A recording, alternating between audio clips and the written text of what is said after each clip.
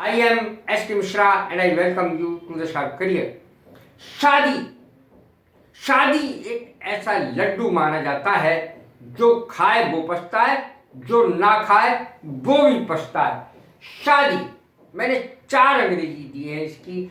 शादी के नाम से ही लड़के लड़कियों के मन में लड्डू फूटने लगते हैं। वेडिंग इसकी मैंने पहली अंग्रेजी ली है। ये एक नाउन है, वैसे तो चारों ही नाउन है जो मैंने अंग्रेजी दी है, 4 अंग्रेजी दी हैं। वेडिंग फीस्ट अगर आपको कहना है शादी की दावत, वेडिंग फीस्ट कहलाएगी। वेडिंग सेरेमनी शादी का समारोह, विवाह का समारोह। वेडिंग राइट्स शादी के रीति रिवाज, RITES इसकी अंग्रेजी जरूर याद कर लें। शादी यानी वेडिंग पर पहला sentence, I have to attend a wedding on Sunday. मुझे संडे को यानी इतवार के दिन शादी अटेंड करनी है। मैरिज दूसरी अंग्रेजी है इसकी, सब जानते हैं इसको, the marriage of Sunil Dutt और नरगिस दत्त ज्यादातर हमेशा एक साथ रहे और बहुत प्रेम से रहे। The marriage of Sunil Dutt and Nargis lasted for many years. उनकी शादी बहुत दिनों तक यानी नरगिस के मरने तक चली। अब देखें नप्शियल्स, ये तीसरी अंग्रेजी है इसकी विवाह की। नप्शियल्स विवाह संस्कार की अंग्रेजी है। He does not believe in nuptials, वो विवाह संस्कार में विश्वास नहीं करता। She does not believe in nuptials, वो विवाह संस्कार में विश्वास नहीं करती। अब देखें वेडलॉक, चौथी अंग्रेजी है इसकी। दे टुक ए प्लेज, उन्होंने वचन लिया या वचन दिया, देने की गेव आ जाएगी।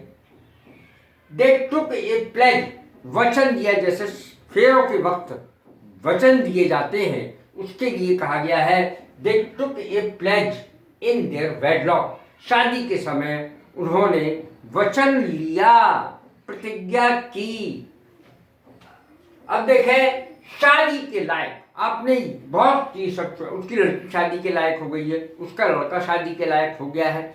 शादी के लायक, मैरिजेबल, शादी के लायक। शी इज मैरिजेबल नाउ, अब वो शादी के लायक है। माई 2 daughters आर मैरिजेबल नाउ, मेरी 2 बेटियां अब शादी के लायक हैं। गे मैरिज क्या होता है ये समझ लीजिए।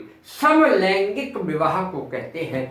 जो नहीं जानते हैं इसको जरूर समझें, आजकल इसका अर्थ जानना बेहद जरूरी है। सेम सेक्स मैरिज, समलैंगिक विवाह को कहते हैं gay marriage.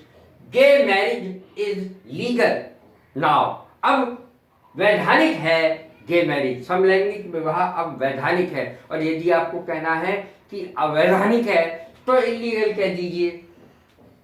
Marriages are set in heaven, आसमान में, स्वर्ग में तय होती हैं शादियां स्वर्ग में तय होती हैं। यहां तो केवल की जाती है, तय ईश्वर करता है, स्वर्ग में होती है।